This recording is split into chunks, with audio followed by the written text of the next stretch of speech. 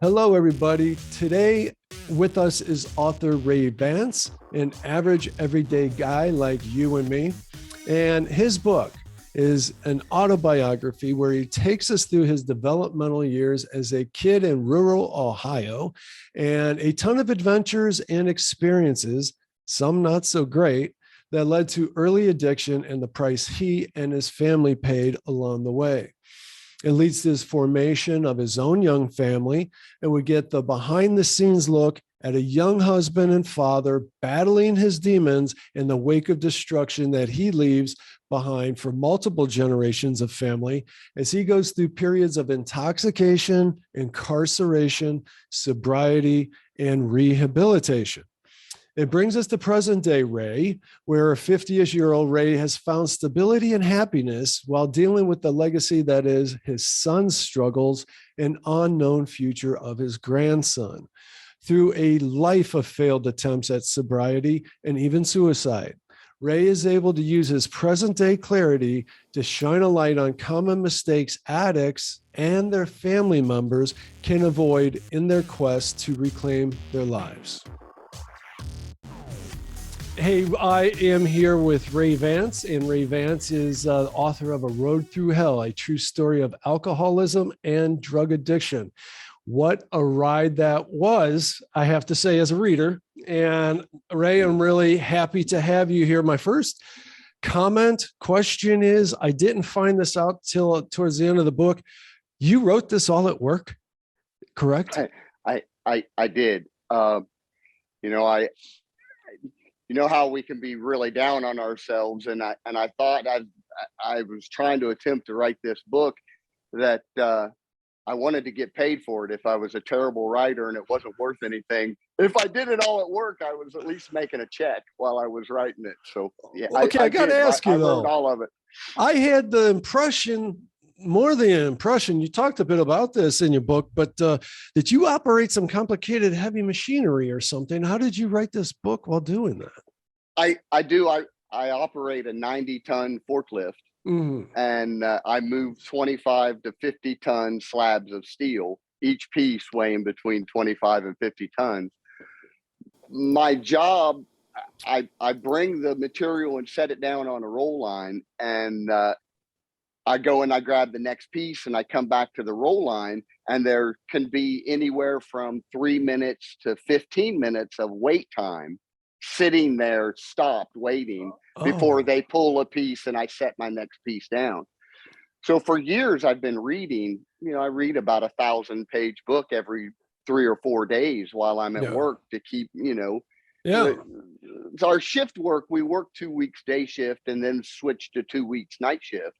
Always working 12-hour shifts, 5 to 5. And I read a lot to stay awake. And I thought, well, if I'm reading this much, well, maybe I could write a book. And I did. In that downtime, I would, every time maybe it was a minute, maybe it was 15 minutes, I would write while I was sitting and waiting. All right, I got questions. I got questions. All right. So I do book covers, and I just did a podcast for the guy, Jim Paluch, who did his recent book. I did the book cover for that, the depressed motivational speaker. And we were talking about the editing process, and yours is a self-published book. I'll be honest, there's some grammatical errors in there that you will catch as you read it, but it doesn't, speaking to editing, if it reads like it was professionally edited because there's no tonal gaps. What I mean is, when I read books, a lot of times I could tell when the author put it down and picked it back up. Two different kind of moods going on. And this flows all the way through there. Did you do this like talking into your iPhone maybe? How did you do it? No, I typed it all into my iPhone. Wow. I typed every bit of it in using and we're talking on my iPhone, so I'm trying to look for my device so I can say, right. I typed it all into an app on the iPhone, every bit of it. Then when I was finished, I did send it to somebody, and they edited. And then of course I hired somebody else to do the artwork on the cover of the book. But it really flowed out kind of It did. easy. It did. It really felt like you were telling the story, like you're sitting across the table telling the story. And it was even nice when and you did this seamlessly all the time. You'd skip to a part in the future and then go, but for now, we need to get back to here. And you did that quite often, and it painted the picture really well. And guys, I want to just set the stage for you just a little bit. This is Ray Vance's lifetime story of, I don't know if you say becoming an addict or were you always an addict? That is a question I'm going to pose to you, the nature versus nurture thing of addiction. But your struggles with addiction very early on goes through your entire life, a lot of different stints in rehab, jail, a lot. And man, I don't know if you left a thing out. Did you leave anything private for yourself? Not really. You know, I did. If it affected somebody else and somebody else was involved in it, you know, because I mentioned in the book, I didn't write this for a platform to embarrass or shame or harm anybody else. So if I left anything out, it was because I didn't want to hurt somebody else. Okay. You know, sure. I didn't want somebody else's things. There are some things that happened. A friend of mine actually asked, "Is our story in there?" And I said, "No, it is not in there." I'm surprised because it was right. But I put just almost everything is in the book chronologically too. So it started out, it seemed rather light. It was, with you early on, but then you're sexually molested early on, and that seemed to set a stage. Well, certainly for anxiety, shame, and things like that. And sure. So it set a stage, but okay, aside from but you made light of it. You did it. You handled it in a humorous way going forward. It was both serious, but you took the edge off of it at the same time. As if you dealt with it, you reconciled it, and you could talk about it in such a way. So what I'm saying is the first 20% of the book was like watching this young guy's wild ride through childhood and adolescence and stuff like that. And then it got pretty real. I mean, so yes. Yeah. So around the time I'd say you first got married, a lot of seriously bad stuff happened. You go through it all. And well, first I want to get back to that question. What do you think about the issue of, when referring to addiction, born with the addiction gene, or is it something that develops through anxiety and stuff like that? Or is it both? I think it can be both. I think very likely I was born with the gene. You know, I showed symptoms of addictive behavior well before I ever put drugs in my body. You know, and I share that in the book when, I'm stealing my older brother's coin collection to go into town to buy penny candies. You know, and it also showed in signs with candy, sneaking into the pantry and eating icing and continuing to go back. And, I showed those signs of lying, manipulation, and all of that at a very, very young age. That's so really I believe I was born with it. Okay. Yeah. Very interesting. I grew up in a town, Painesville, up on the lake, Painesville, Ohio. And my childhood was very much like the movie Stand By Me. We were always out on the railroad tracks and the forest beyond the railroad tracks, getting into all kinds of trouble and stuff. So I felt like I just read that all the stuff about your childhood with a big smile on my face, because so much of it reminded me. I always felt bad for people that grew up in more urban environments. Is what it really was. There's just a lot of adventures to be had out there, left to your own devices. There's also a lot of trouble that you could get into as well. Let's see. When you first got married, at what point? Well, no, let's back up, because you did your first rehab stint when you were young. Like, I'm thinking maybe 15, 16, right? I spent my 15th birthday in my first treatment center. Wow. And yes. But weren't you at that point just smoking pot, really? And I was that, and it might have been a little bit of drinking, but very little. Now, I don't think most people would think anybody would need a treatment center for pot. That's kind of how I felt about it. Right.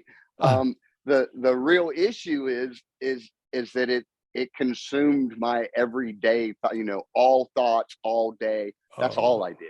Okay. I mean, it was excessive. I didn't think I was having a problem with it either, but my parents were seeing it, and they started speaking with this treatment center, and they said, yes, definitely. Okay. So my views on that today is, and it's a very sticky subject because of all the legalization that's going on with marijuana. And lots of people want to tell you marijuana is not an addictive drug.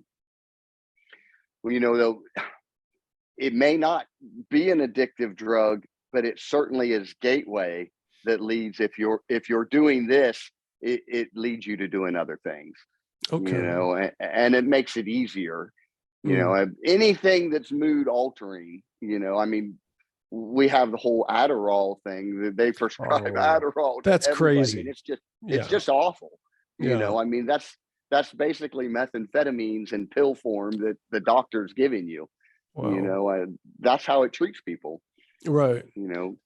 And okay. So then after that, you were sober for quite a while. And I want to say maybe 2 years. Was it? Almost 4. Oh, okay. And you were doing my whole high speaking? school. Yeah. Yes, I was. And you were like kind of a rock star. It was cool. I'm telling you, it was a cool read.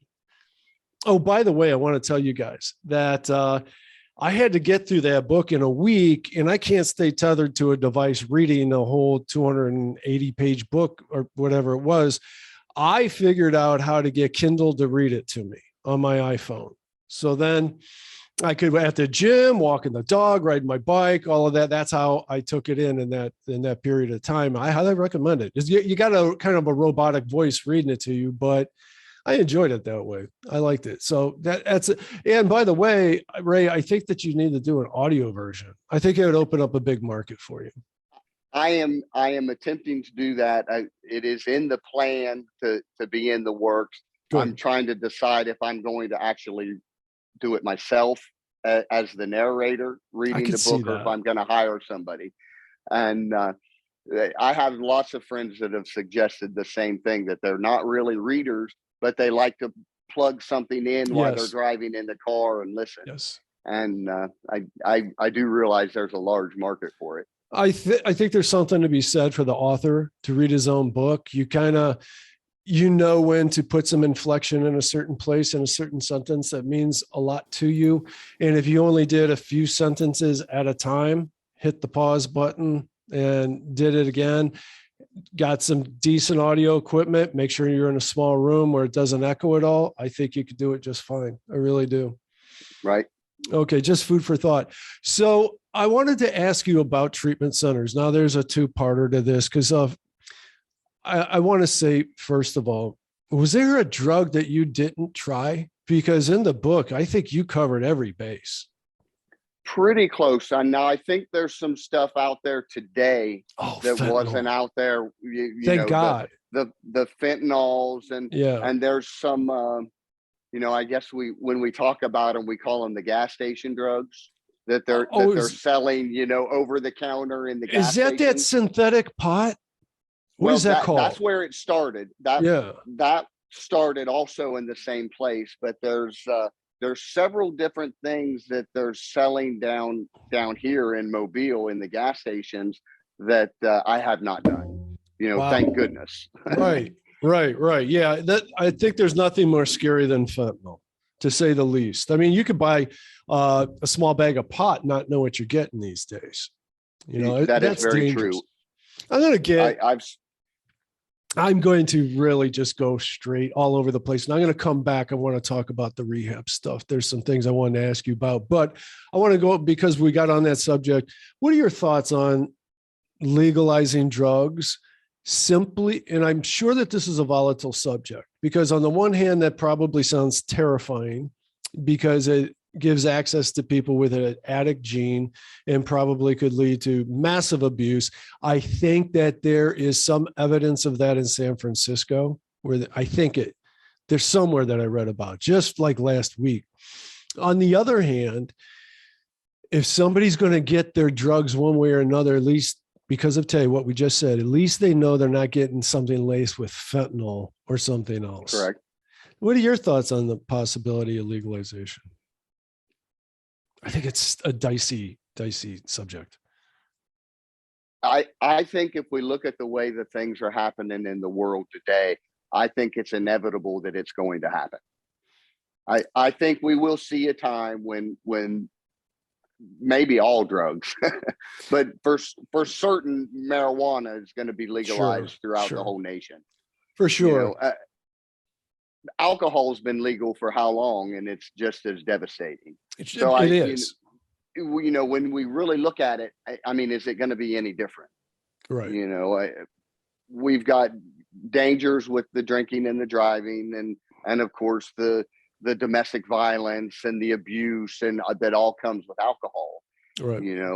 So I don't know if it really will be any worse.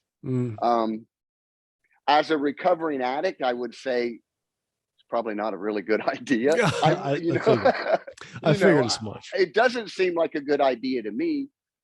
But again, I can't purchase gas without walking by an open cooler with beers on ice. Yeah. You can't go into a gas station without seeing that. So, it's readily available everywhere. Mm-hmm. So,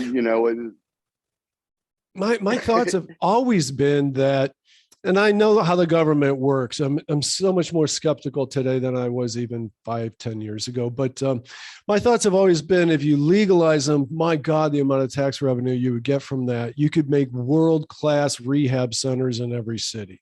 And so those people are going to get their drugs, whether it's legal or illegal. At least this way they get some information with each purchase, that how you can, the damage that it does and how easily you can get cleaned up at this world-class rehab center. That was a thought, but I also know how the government works today. They say that, we're going to do this new state lotto and we're going to give all the money to education, and it never gets there. It disappears. So that's what would happen. I mean, it's a great idea and it could be done, but you're absolutely, will it be done? And likely it won't. The money will find someplace else to go. Right. No, I'm sure of that. Okay, so where was I? I was going to go back to rehab stuff. So I'm wondering all along the way here, some people just go to AA, but you consistently went to a rehab center. One, who pays for that? Is that state funded? And two, did you go to rehab? Do people go to rehab centers because of physical addiction, or like the detox, or why not go straight to AA? How does that work? Typically, yes, there's a detox involved, especially with alcohol. That they actually medicate you for normally 7 to 10 days to bring you down, because alcohol is one of the only drugs, I believe it's alcohol and Xanax, that you can actually die from coming off of. Boy. Yes, they are actually, they actually can kill you coming away from them. So they detox you and give you other drugs to bring you down slowly. So that is really the main point. But myself, I was such an addict and alcoholic that I couldn't stop doing it unless you locked me away somewhere for an amount of time and got me away from it. And as the book shows, sometimes I did well for a number of years. Sometimes I did well for a number of months, but I seemed to always go back. Mm-hmm. There was something would happen at some point, and I would make the decision, or things would start to get good enough, and start to improve enough that I would think, wow, I've got this. I've finally learned how to, and the lie I told myself was, I just need to learn to use like all these other people do. Mm-hmm. Because I saw friends that drank and recreationally used drugs, and had houses and went to work and Yeah. had successful marriages. So I'm doing it wrong. If I could just figure out how to do it the way they're doing it, I'll be able to live the way they're living. Mm-hmm. Well, that was a lie I told myself. The truth was that wasn't ever going to happen. I was always going to struggle. I was always going to show consequences. My using and drinking always had consequences. You had a great line, very, very insightful line in the book. In fact, there is a lot of areas where you talked like that, where you recognize that the self-manipulation of this addict was going on. And I mean, you got to become kind of like genius at that to recognize it over the years, because I wasn't totally understanding what you were talking about in all those instances. You got really good at detecting it. But boy, there was a line in there that was a big eye opener that I think everybody needs to hear. And it was something along the lines of, what's the problem with people in the 12 steps is they get X amount along the way and they start to feel and see the success of it. And so they stop taking the rest of it so seriously. And I was like, correct. Wow, that's exactly what happens. Yeah. Yep. Yeah. I wanted to talk a little bit about the 12 steps, which I probably know about as much as the average person. And that is one of the first, maybe it's the second, but is my life is powerless. I'm powerless over alcohol and I need a higher power to, how does that go? I'm sorry. So that would be, we made a decision to turn our will and our lives over to the care of God as we understood him, which is the third step. And when you really get into the 12 steps, the whole purpose of the 12 steps is to guide you to a power that's greater than yourself, that can give you the freedom to live like a normal person, and it's designed in a way, it kind of comes slowly. It doesn't just wash on you. It takes a practice and to continue working the steps for this to happen. But it definitely, the purpose is to find a power that's strong enough that you can rely on, that you don't have to fall back on drugs and alcohol. And what you said is absolutely correct. We get a part way through when we're getting a paycheck back, and the things are going good at home, and the kids are happy. So, everything looks good. So let's go on vacation, and we go on vacation. We're having such a good time on vacation that surely a drink will make it better. and we grab a drink, and here we are right back, 2 months later in the same situation again. Yeah. Because it's a wash and repeat. It always goes back to the same place, always goes back to the consequences. Taking over all your thoughts. We stop being responsible, we stop paying the bills, it just always goes downhill. Right. And I've done it many times. Yes, you have. And you did it through a couple different marriages and different stints during those two different marriages. Yes. A lot of legal activity in between those marriages as well. Oh man, I got to ask you about, you did this one, I think 18-month stint in Columbus, like you described the worst place, the worst jail in the world. You know what I'm talking about? What was the worst one? Yeah. That was the workhouse in Columbus. Yes, that's right. That's the inner city jail in Columbus, Ohio. And it was a very, very rough environment. Far 10 times worse than the 18 months I did in prison. Oh, wow. The inner city jail in Columbus,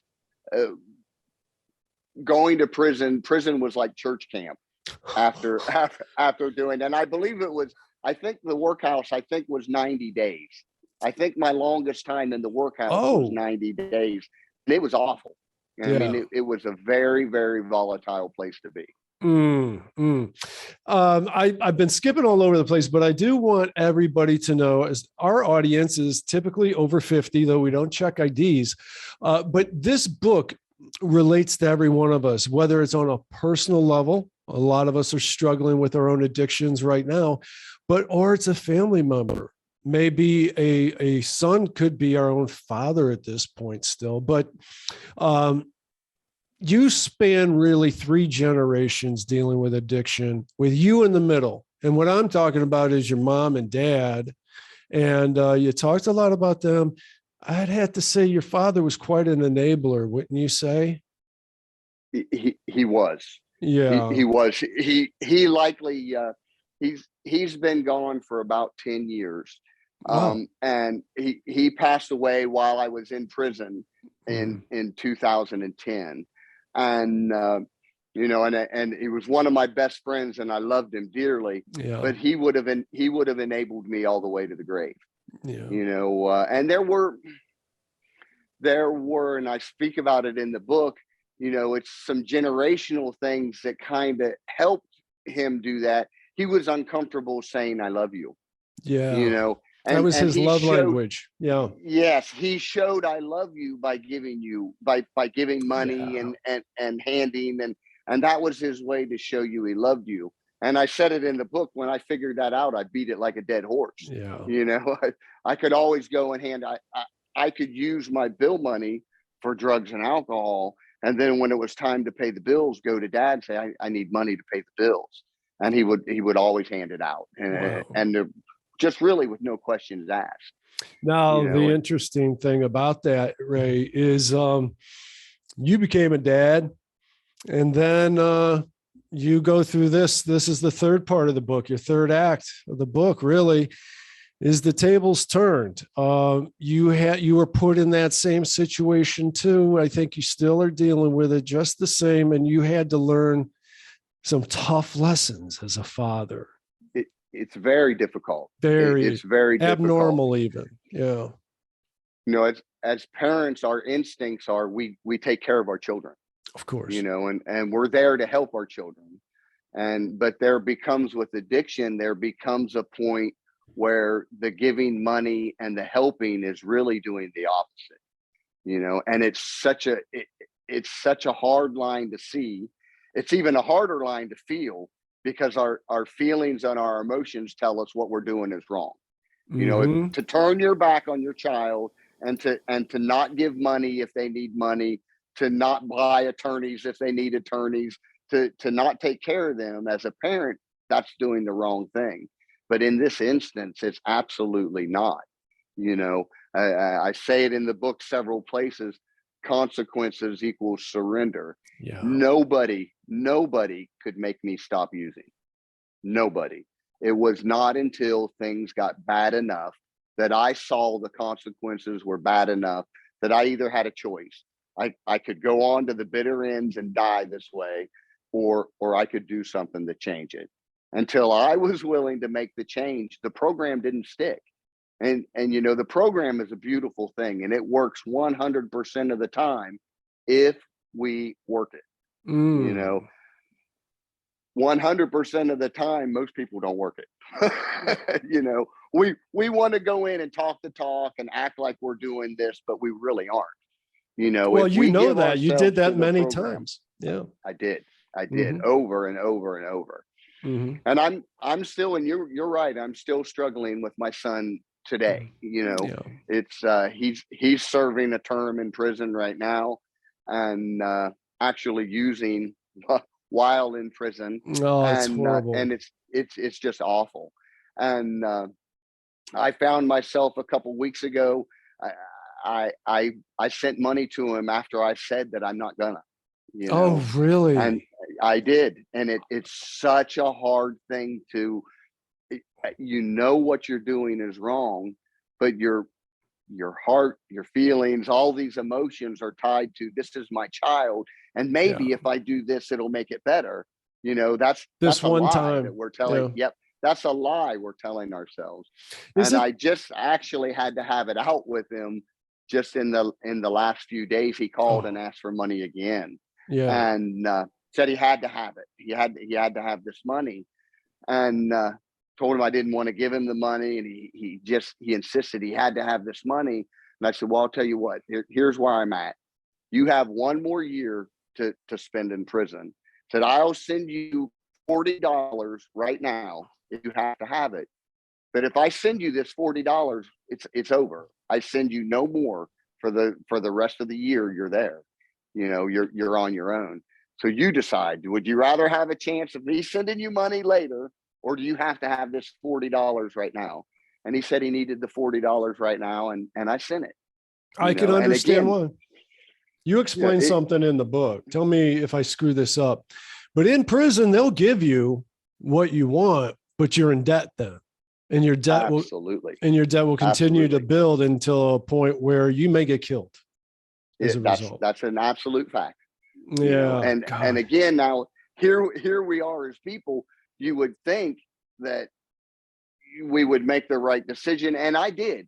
The 18 months I spent in prison, I didn't borrow from anybody. I didn't take fronts because it's dangerous. Mm-hmm. If you can't pay it back, and not only is it dangerous, but there are other implications that are worse than dangerous that could be the way you have to pay back for this debt.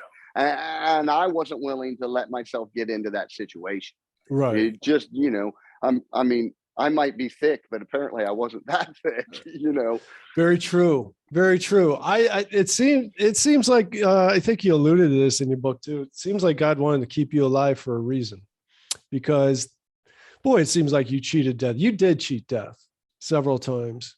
Several times. Yeah. Yes. Yeah. Several times. And people really like it when I speak and I tell the story about hanging myself in the barn, and it's hard not to tell that story without laughing today. It's horrific. It's a terrible story. Yeah. And then there was the overdose where I was in a coma for 3 or 4 days was just as bad. And my mom told me for many years that there was a reason that I was still living. Mm-hmm. And I do believe that today. Well, you are a thinker. And I am a thinker. I say that you got to be on the inside of that joke. You said all throughout the book, right from the beginning, you see, I'm a thinker, and you would explain how you convinced yourself of this, that, or the other. That was funny. And you're consistent with that. Yeah. So I really, really enjoyed the book. I wanted to ask you, when speaking to the 12 steps and surrendering to a higher power, what if, it's so trendy today to deny a higher power? I personally 100% believe in a higher power. I'm not exactly sure how I define it, though. I'm not a Christian. But what would you say to those that say, hey, there's no higher power? Do they have any hope at all for overcoming addiction? I think they do. The beauty of the steps is it's so open to what you can choose to be your higher power. And a lot of people actually choose the group, and use the group as some say good orderly direction. They use the group, and as you continue to do this, and over the years, as you develop in the program, your concept of a higher power changes with you. Mm-hmm. And I've talked about this before with friends. The real beauty is it doesn't matter what you choose. What matters is that you believe. And if you open yourself up to the belief of a higher power, and you start to live inside these steps and start living a better life, that concept you have of a higher power seems to grow with you, and it continues to change, and there are stories of people that pick a doorknob for a higher power. Well, that's just crazy, but later they decide to make the door their higher power. Later they decide the door's made out of wood, so they'll pick a tree. They'll take a tree as their higher power. Before long, the tree points to the sky, so they're headed heaven bound. Wow. And their concept changes over years from a doorknob to God. Wow. And it's really an incredible transformation. That is. So the real key is to believe, and it doesn't matter what you believe. If you have faith to believe and you start living that way, it'll change over time and it'll grow with you. So it's a beautiful thing. That is a beautiful thing. And I think it was very well said. I'd never heard it said like that. Several things I want to continue talking about. This disturbing part of the book. Okay, so this spans generations. Remember this. So whatever, we all have someone in our families, even if it's ourselves, that is the problem that our families are dealing with. This one though, Ray, the baby tests positive for 3 different drugs. Your grandson tests positive for 3 different drugs because it seeped into his skin when being held. That's I have never heard such. Could you explain that a little bit? What happened here in this instance? My son and I were both working at the steel mill together, and he was living in the house with his wife and baby. And my wife was telling me she thought they were using. I was being very defiant, and I wanted to believe they were doing the right things and moving the right directions. And I was arguing very hardly with my wife that she had to be wrong. She just didn't want him in the house. That's why she was acting this way, and of course I ended up being dead wrong. They were using, and I caught him using through several different chain of events. It finally became crystal clear that this is what was happening. And I went to confront my son one morning. I knocked on the bedroom door and told him we needed to talk. And they didn't come out of the bedroom, and I came back a few minutes later and knocked again, and they weren't coming out. I finally went in the bedroom, and my son was laying on the bed crying. And I knew the picture in my mind that I had made crumbled, and I could see the truth. Something bad is going on.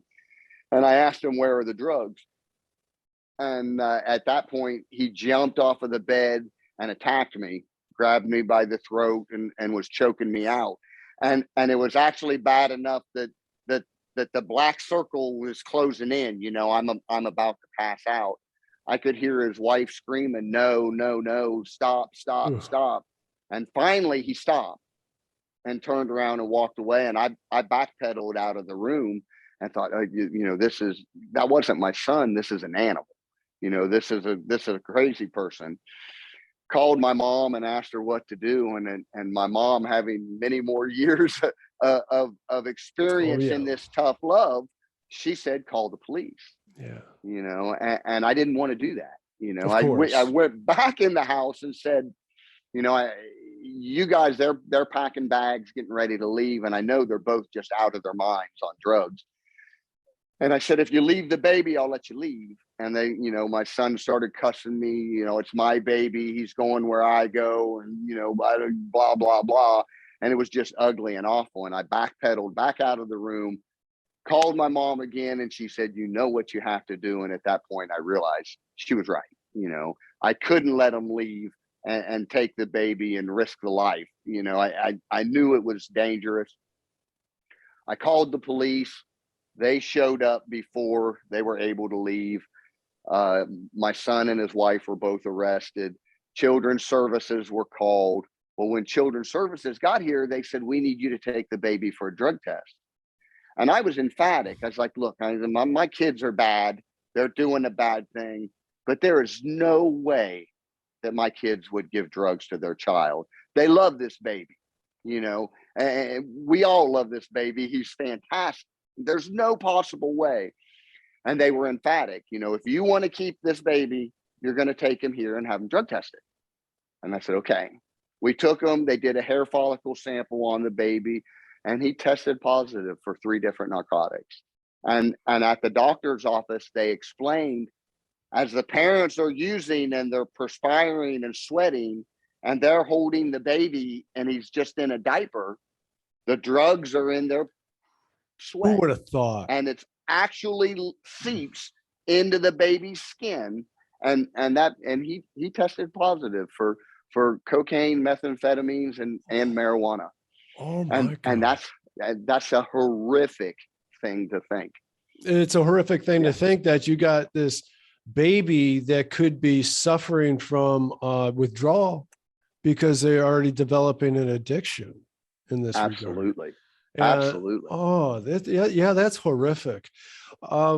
You, on a more positive note, I think you said in your book that a couple times towards the end that you have had absolutely no thirst for drugs or alcohol in a few years or something. Is that correct? Did I read that right? It will be 8 years, August 13th, that I've had zero desire to drink or drug.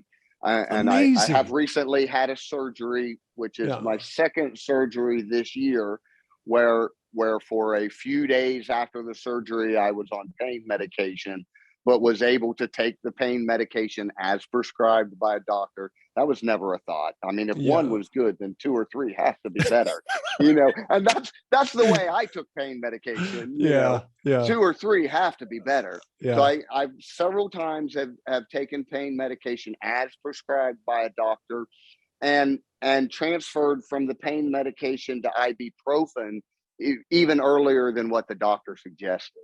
It's, for me, it's best to get off of it as quick as possible. Oh, sure. Yeah. And this is all attributed to your higher power, correct? Absolutely, every bit of it. I Every bit of it, bet. towards a 12-step program, which has given me my higher power. And absolutely, without that, I would, as soon as I put a pain pill in my mouth, I would take 3 more and I'd be headed for a bottle.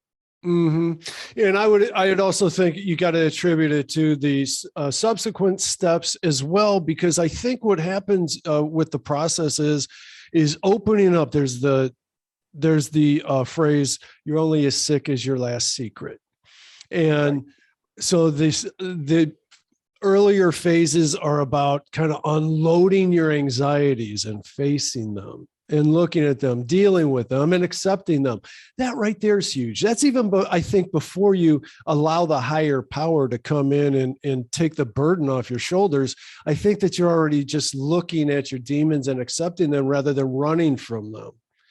That's the way I interpret it. I don't know if that you see it the same way.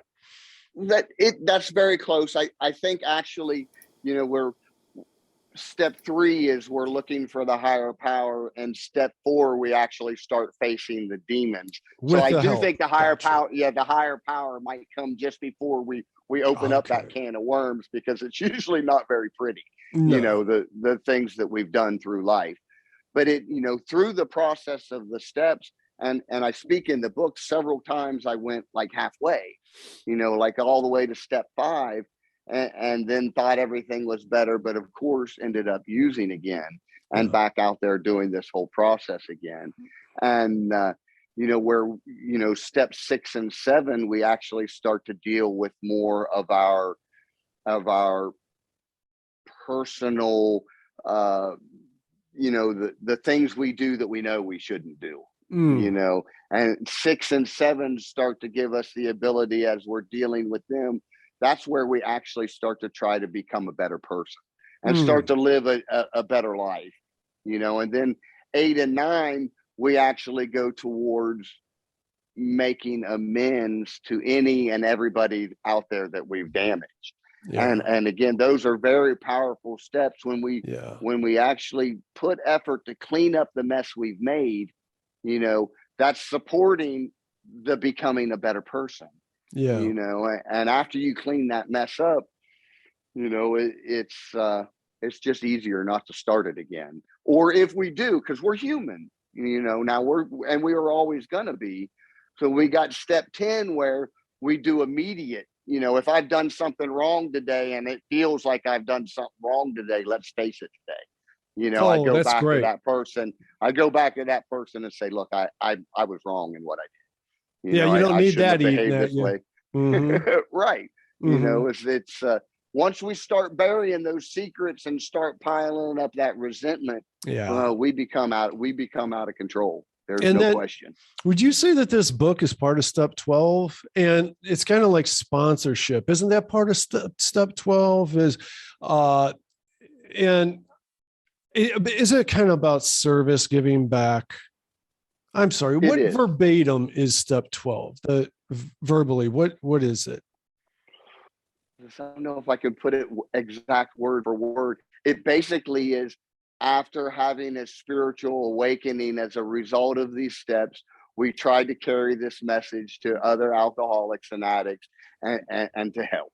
That's correct. It's service. That is it. It's giving back. It is service. Yeah. It's giving back to others. It's giving back. And again, that is growing, supporting, being a better person, being a member of, instead of being excluded from. And it is definitely part of step 12. And what I understand too is that when you're sponsoring somebody, you have someone else who your sobriety is riding upon.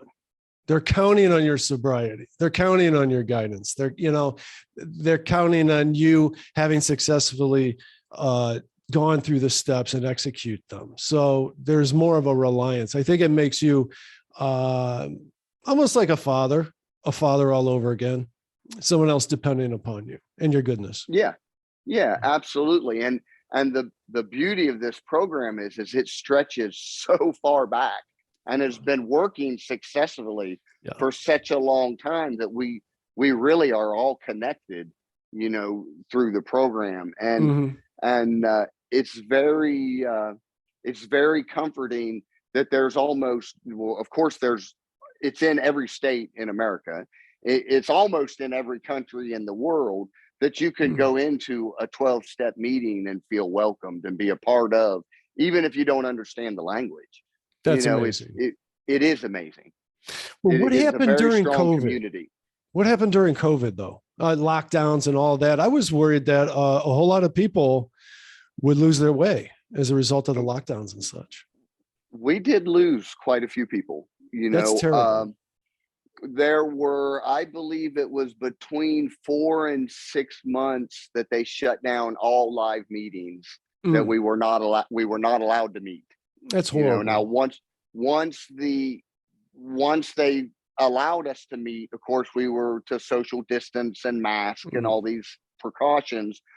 But I've been back in live meetings ever since we were allowed to be back in live meetings.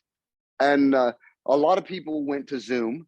Having meetings on Zoom, and thank God for Zoom. It has been miraculous. I still have friends that are going to meetings all over the world, on Zoom, and they're still connecting that way. Nice. If it wasn't for Zoom, I'm sure we would have lost many more people. Yeah, I have no doubt. And we saw lots of people go out. It was a trying time, and all of us are only as healthy as we are spiritually fit.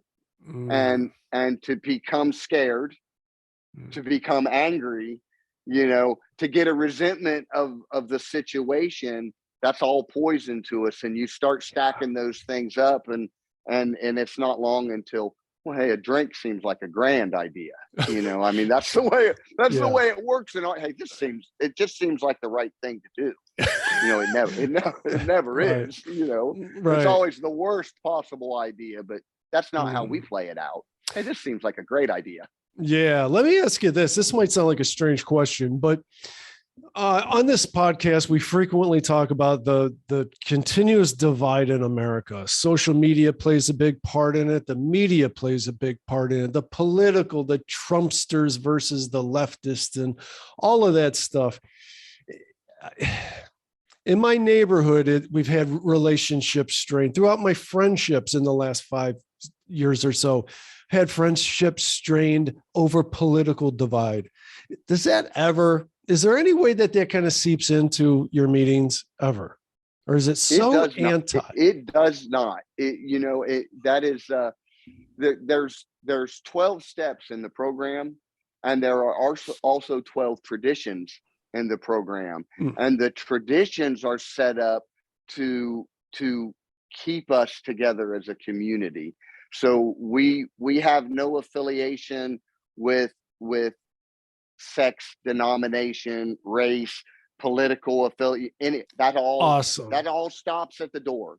I love that. I'm not saying that we're not people and that things don't get said, but we normally stamp it out quickly. This is not the place. Nice.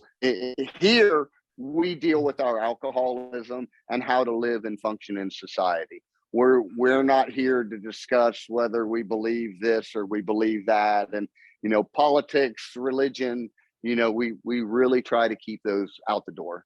Okay. So they don't affect us as a society of the program.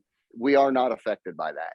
I love that. That's the most hopeful thing I've heard in a long time, because it's an infectious disease that's spreading through this country quickly. Well, there are times we wish that everybody was an alcoholic and lived the same way, because we would get along much better. You're right, because you'll never find, not never, but you'll find an extraordinary amount of character in a recovered addict, alcoholic.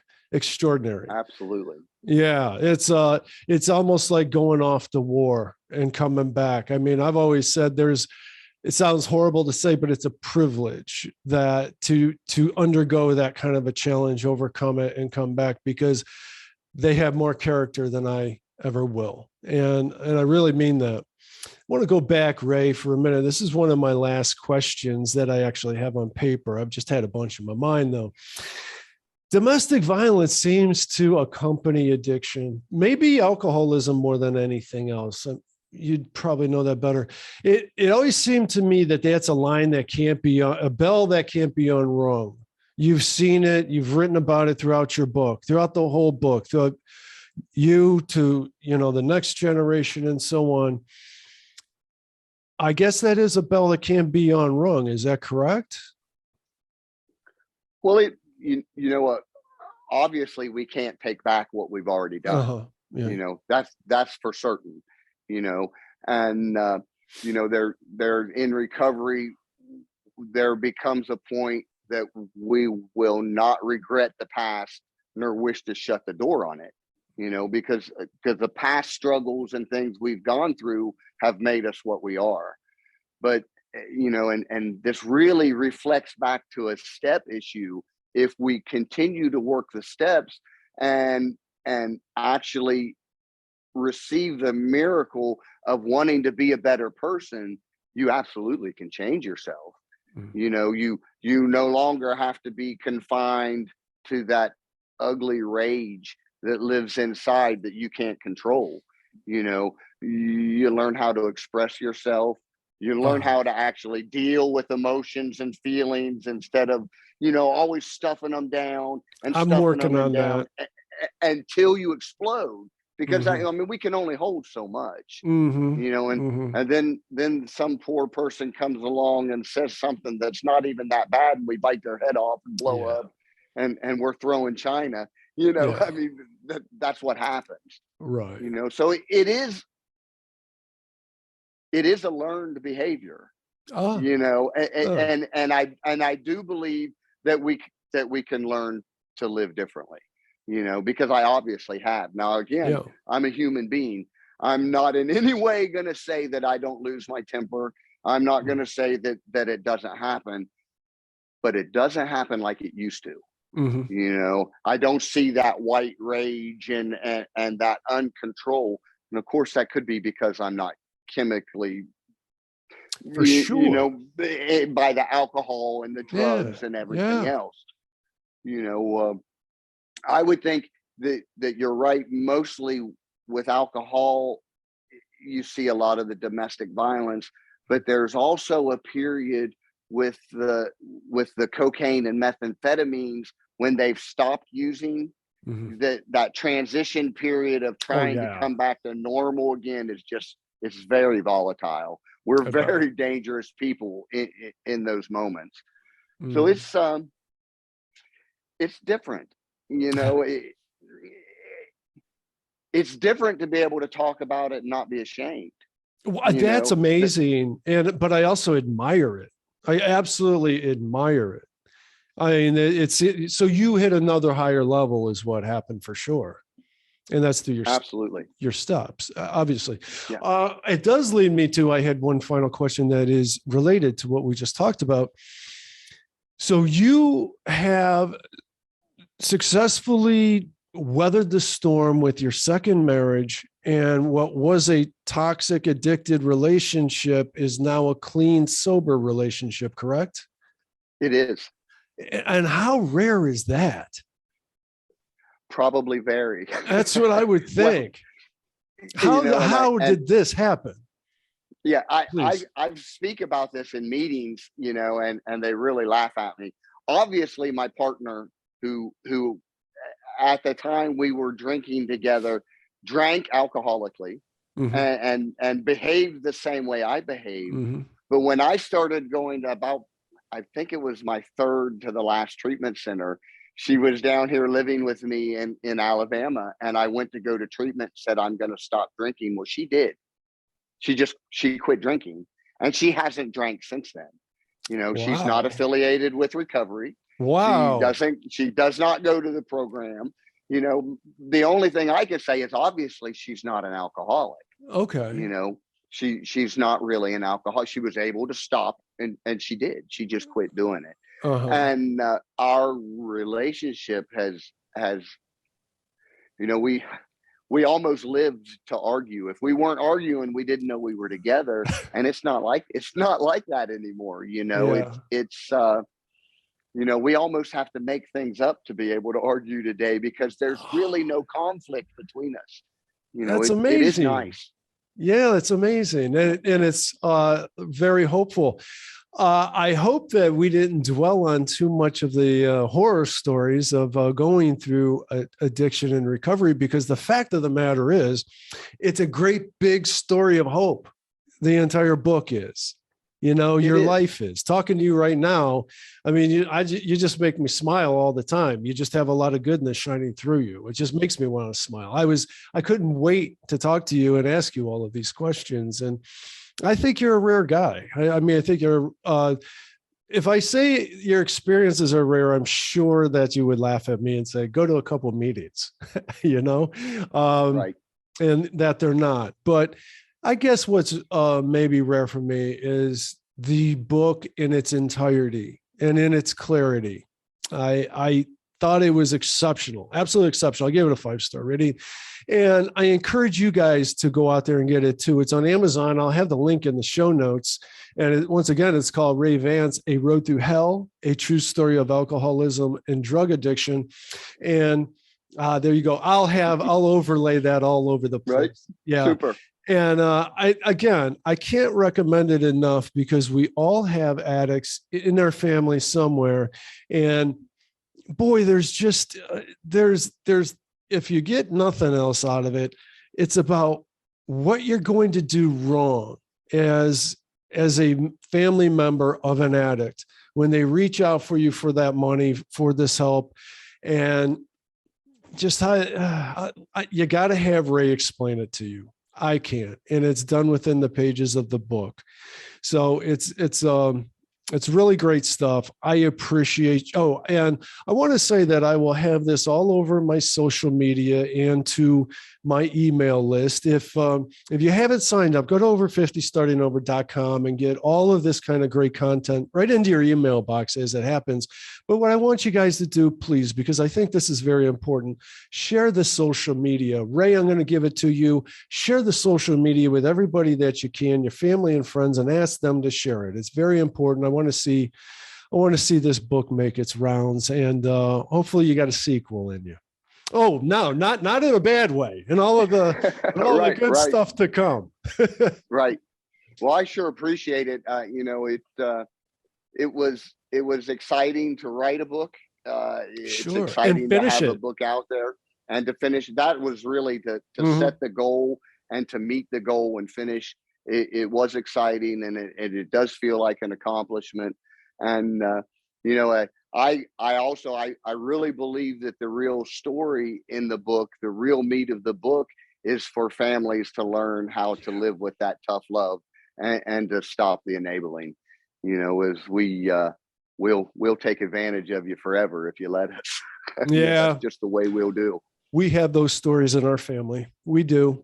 And exactly what you're talking about. And you know what happens too? I know that you can speak to this. Well, you kind of showed it in your book, is the one person that's been affected the most will learn the tough love, and the other family members will go, what are you doing? How can you do that? Yeah. And now it starts permeating through the family. It's a family disease for sure. There were many times my father was very upset with my mother, the way that she handled me. Today, my mother is my closest friend because my mother was absolutely correct in everything she did, you know, and until she put me out and stopped the enabling, there was zero chance that I was ever going to stop doing what I did, you know, and we have an incredible relationship today. And that means she put you out. You were homeless, living in a tent in your friend's backyard with your son. Isn't that correct? That is correct. Doesn't get much worse than that. Yeah. It doesn't get much worse. I joke sometimes and say I was kind of high bottom homeless. I had an air mattress in the tent, you know. it could have been worse. It was Southern Ohio though. It wasn't, you know, North Carolina or South Carolina, you know, Alabama. That's right. It was not in the Florida Keys where it was always warm. That's for sure. For sure. Right. All right, Ray. I really, really appreciate your time. Feel like I made a new friend once again. And I just wish the best for you. I know I don't even need to, but yeah, I really thank you for spending the time with us. Hope you sell a ton of these books. Well, I thank you very much for having me, and I really appreciate it. Okay. I'll be reaching back out to you on email here shortly. Thank you. All right. Thank you. All right. Bye. Bye.